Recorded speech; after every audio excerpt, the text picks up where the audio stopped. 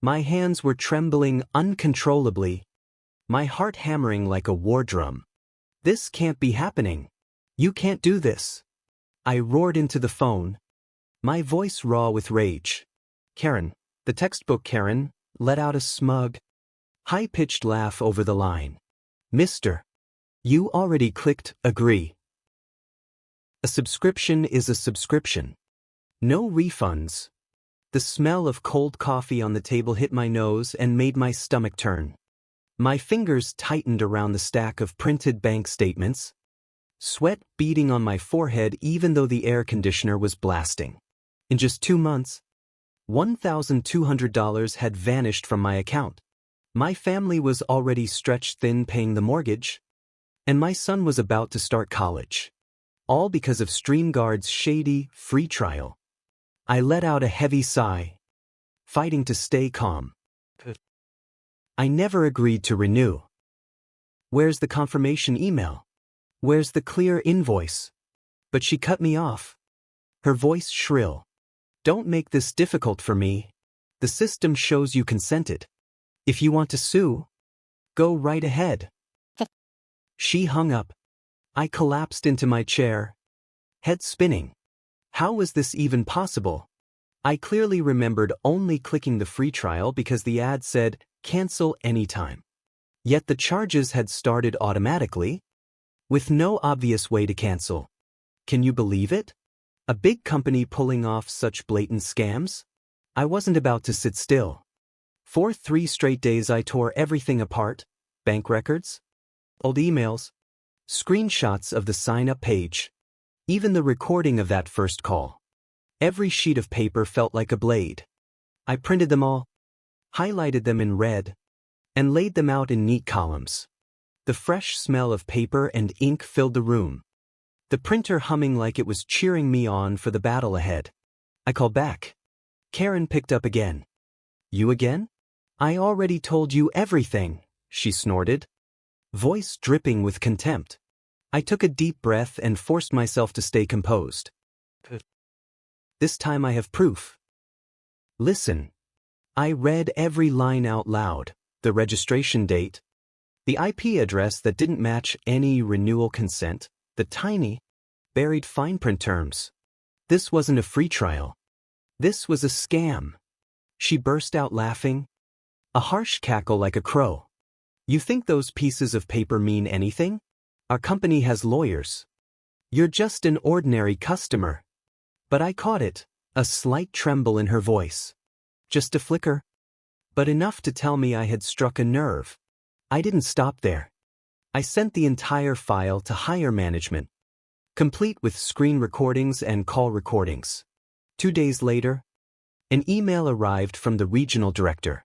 We will look into this. Look into it? I smirked. I knew they were starting to panic. The final video call happened that same morning. Sunlight streamed through the window, hitting the screen directly. Karen sat there, face flushed, arms crossed. Next to her was the director. He looked exhausted and kept shooting her irritated glances. Mister, he began formally, we have reviewed your records. I nodded, my voice calm but firm. And what did you find? He sighed and rubbed his forehead. We discovered an issue. There was a flaw in our free trial policy. You will handle this case. Karen jumped in her seat, eyes wide. But sir, I was only following procedure. I cut in. Procedure? You lied to me 3 times. You threatened me. And the records prove it clearly, there was no valid consent. The tension in the air was electric. The only sound was the low hum of the computer fan. Karen started stammering. But you clicked. The director cut her off, his tone ice cold. Karen, be quiet. We have reviewed everything. This matches a scam pattern. The company will reverse the full amount. You will receive a full refund of $1,200 today, plus $500 in compensation for the inconvenience. Karen's face went ghostly white. Sir, that's impossible. The director stared straight into the camera. You are suspended immediately. HR will be in touch. Your conduct violates company policy. I watched her mouth fall open, eyes bulging. She tried to shout something, but the microphone was already muted. The screen went dark.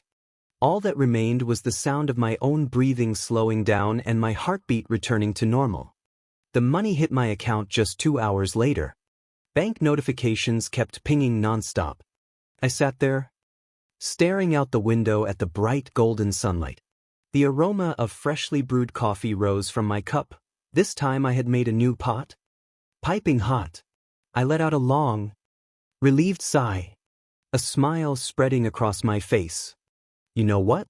Karen didn't just lose her job. The company launched an internal investigation.